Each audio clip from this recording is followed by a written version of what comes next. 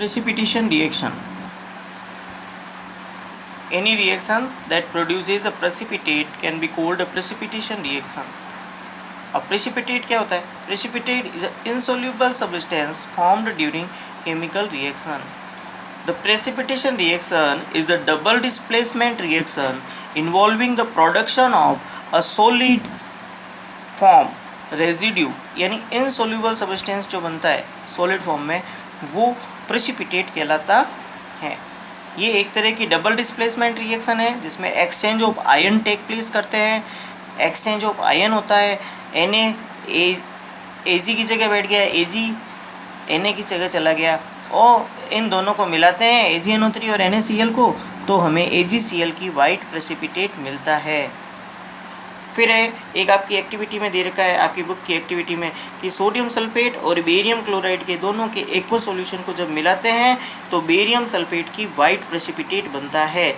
Na2SO4 plus BaCl2 arrow marks BaSO4 barium sulphate की white PPT बनती है, और NaCl जो है सॉल्यूशन के अंदर रहता है. Here in above reaction the white precipitate of barium sulfate is formed by the reaction of sulfate ion and barium. The other product formed sodium chloride. Barium sulphate जो है बेरियम और sulphate के addition के कारण बनता है, और NaCl remains in the solution. ये आपकी एक्टिविटी है. PbNO3 वोल्ट वाइज और पोटेशियम आयोडाइड के इक्वल सॉल्यूशंस को जब मिलाते हैं तो एक प्रेसिपिटेट बनता है. तो उसमें पूछा है आपको कि वो प्रेसिपिटेट किसका होता है, तो PbI2 का होता है, लेड आयोडाइड का. Exchange of ion take place here, it is also a double displacement reaction. PbI2 का बनता है प्रेसिपिटेट. इसका कलर कैसा होता है प्रेसिपिटेट का? येलो प्रेसिपिटेट होता है. इसका नाम लेड आयोडाइड होता है. Potassium nitrate remains in the solution.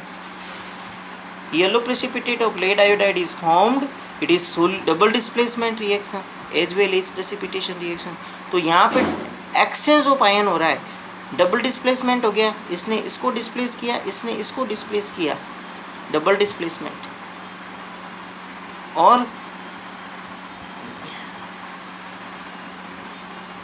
Double displacement and precipitate बन रहा है, इसलिए प्रेसिपिटेशन रिएक्शन हो रही है. एक जो आपका जो सिलेबस दिया हुआ है उसमें एक और नेम रिएक्शन दे रखी है, न्यूट्रलाइजेशन रिएक्शन. यानी इस तरह से मेंशन किया हुआ है कि न्यूट्रलाइजेशन रिएक्शन आपका जो रिवाइज्ड सिलेबस आया है उसके अंदर. तो न्यूट्रलाइजेशन क्या है? न्यूट्रलाइज यानी न्यूट्रलाइज कर देना. एक एसिड है, एक बेस है, तो एसिड और बेस जब दोनों मिल जाएंगे तो इनमें एसिड और बेस की प्रॉपर्टी दोनों में ख़त्म हो जाएगी, क्योंकि दोनों इक्वल स्ट्रेंथ के हैं. तो दोनों की जो प्रॉपर्टी है वो ख़त्म हो जाएगी और न्यूट्रल साल्ट मिलेगा.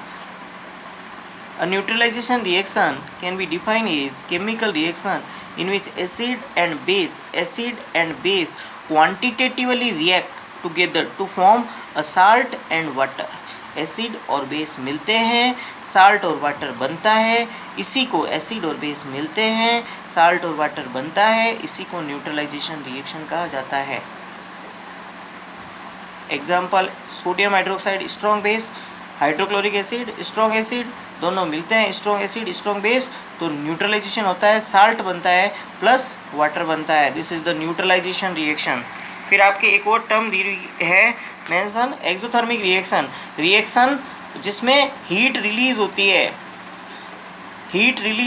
अ chemical reaction in which heat is given out is called exothermic reaction. आपको पता है घर में सफ़ेद वाइट वॉश करनी होती है तो चूना लाकर भिगोते हैं, तो CaO क्विक लाइम, चूने को हमने पानी में भिगोया, हीट रिलीज होती है दुनिया भर की, पात्र गर्म हो जाता है.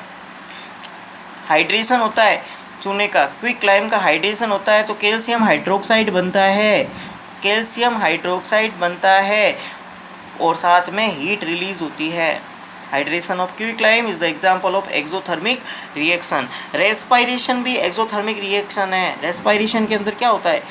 सेल्यूलर ग्लूकोज का सेल्यूलर ऑक्सीडेशन होता है. ग्लूकोज का जब ऑक्सीडेशन होता है ऑक्सीजन से ग्लूकोज डिकम्पोज होता है तो कार्बन डाइऑक्साइड वाटर बनता है और साथ में एनर्जी निकलती है, हीट रिलीज होती है, एनर्जी रिलीज होती है। एक्सोथर्मिक रिएक्शन है जिसमें कोई चीज़ बाहर निकलती है, हीट बाहर निकलती है, एनर्जी बाहर निकलती है, एक्सोथर्मिक रिएक्शन है। Decomposition of vegetable matter into compost is also an example of exothermic reaction. ये जो वेजिटेबल मैटर होता है जो डिकम्पोज होता है कंपोस्ट की फॉर्म में, वो भी कौन सा डिकम्पोजिशन है, वो भी एक्सोथर्मिक रिएक्शन है। Exothermic reaction, decomposition of vegetable matter into compost is also an example of exothermic reaction. Vegetable matter का डिकम्पोजिशन एक्सोथर्मिक रिएक्शन है। फिर आपके आती है endothermic reaction. Endothermic reaction a chemical reaction in which heat is absorb, heat को अंदर लिया जाता है, अंदर सोखा जाता है, हीट को एब्जॉर्ब किया जाता है, हीट को एब्जॉर्ब करती है एंडोथर्मिक रिएक्शन। एंडो यानी अंदर की ओर लेना, हीट को एब्जॉर्ब करना, एक्सो यानी हीट रिलीज करना है। तो कैल्शियम कार्बोनेट का जो चूने का जो पत्थर है लाइमस्टोन, वो हीट एब्जॉर्ब करने के बाद टूटता है कैल्शियम ऑक्साइड क्विकलाइम और कार्बन डाइऑक्साइड गैस में। डिकम्पोजिशन रिएक्शन के जितने भी एग्जाम्पल है, चाहे वो फोटोकेमिकल डिकम्पोजिशन है, इलेक्ट्रोलाइसिस है, वो थर्मल डिकम्पोजिशन है, वो सारे के सारे एंडोथर्मिक रिएक्शन के रिएक्शन है, क्योंकि उन सब में ही एनर्जी किसी न किसी फॉर्म में एब्जॉर्ब हो रही है। Reaction in which reaction take place after the absorption of heat, और जिस रासायनिक अभिक्रिया के अंदर ऊष्मा का अवशोषण होता है वो एंडोथर्मिक अभिक्रिया कहलाती है।